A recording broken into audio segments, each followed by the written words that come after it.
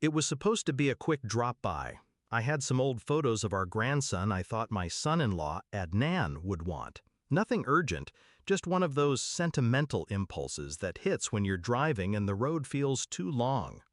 But when I turned the corner and saw her car parked outside his gate, my wife's white Honda, I instinctively eased off the gas. She hadn't mentioned coming here. The engine hummed low as I rolled past, parking 3 houses down. Something felt off. The curtains were drawn, lights on, no kid laughter, no voices, just quiet, too quiet. I walked up the side yard, avoiding the gravel patches. The grass was tall, soft, the kind that doesn't crunch.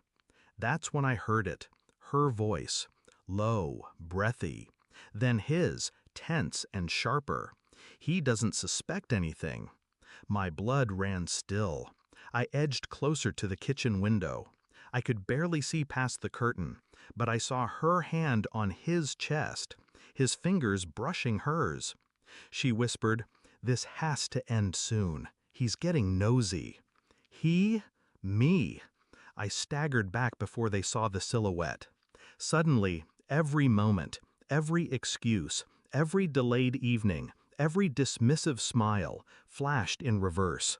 The late grocery runs, the perfume she didn't wear for me anymore, the sudden affection she gave only in front of others. I hadn't been paranoid. I'd been patient. You spend 32 years building a home with someone, a life. You share toothbrush cups and taxes and hospital scares.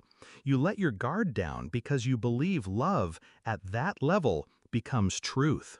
But no, love, I realized, can rot, quietly, and no one notices until the whole damn foundation caves in.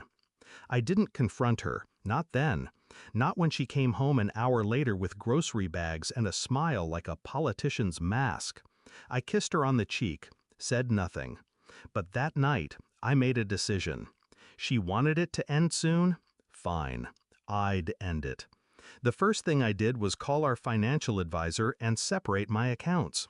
Quietly, painlessly. Claimed I needed more control since I was nearing retirement. She never even noticed the emails. Then I revised the will. Removed her name from everything.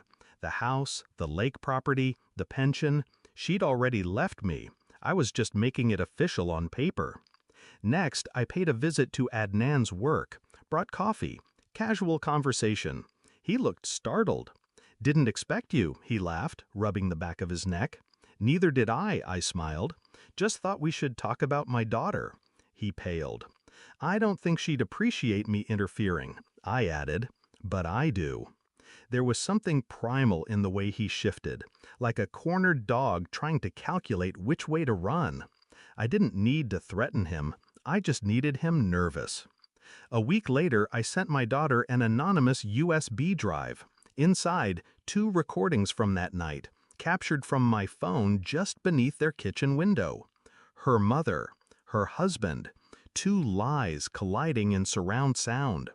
She called me, shaking. "Why didn't you tell me?" she asked. "I wanted you to hear it the way I did." Silence on the line, then sobs. Not for me, for the life she thought she had. The fallout was swift. She left him that weekend, kicked him out, took the kid, moved back in with me. My wife didn't know yet. I let her walk through our days like nothing had changed, until the right morning came. Sunday. Pancakes, coffee, her favorite jazz playing low. I set the file on the table, printed screenshots, transcripts, dates. She stared at it, confused, then horrified. "I can explain." "I don't want you to. I didn't mean for." "You meant exactly what you did." I stood calmly, picked up my coat, and handed her an envelope. Inside, divorce papers, signed. Her eyes widened. "You're leaving me?" "No," I said, stepping toward the door. "I already did." "Now?" I live in a small cottage near the coast. The kind of quiet that doesn't feel lonely. My daughter visits every weekend with my grandson. She's rebuilding, one brick at a time. As for her, She lost everything: the house, the savings, the man, and the one who never raised his voice until it was too late.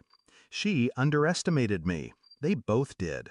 But betrayal teaches you one thing: silence doesn't mean weakness. Sometimes it's the sound of a storm gathering just over the edge of mercy.